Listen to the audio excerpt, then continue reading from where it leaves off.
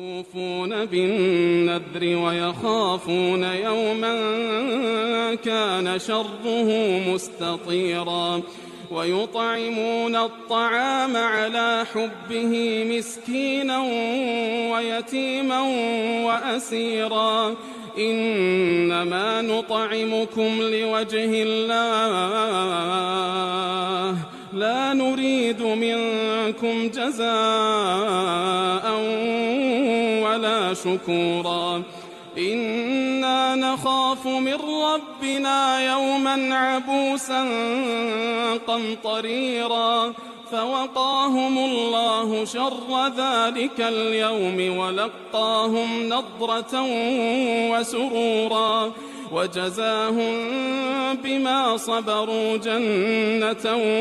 وحريرا